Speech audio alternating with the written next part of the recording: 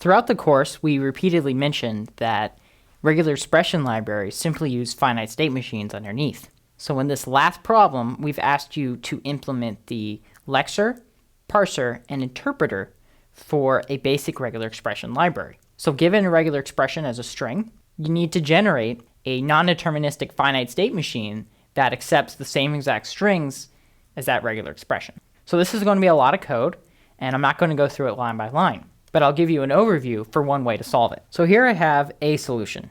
Here's our 5 types of tokens, and 4 of which are defined like here, and the letter is defined with a regular expression. Then we have our typical ignore and error rules, and here we have the precedence ordering for regular expressions, and then our parse rules.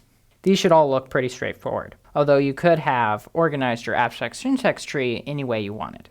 And here's the core of the solution, and that is the interpreter.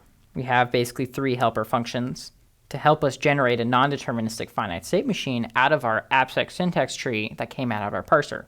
We have one that adds edges to the finite state machine, one that creates new states, and a last one that walks the abstract syntax tree. So if we see a letter on its own, that means we're going to have to take a transition to the next state.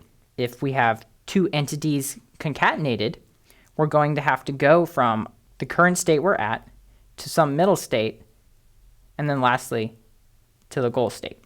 If we have a bar, that means we're going to go 2 possible directions in our finite state machine, and a star is going to loop back on itself. And our function that does all the magic, lexes the input, takes out the parse tree using our parser, and then interprets the parse tree, returning the finite state machine that resulted.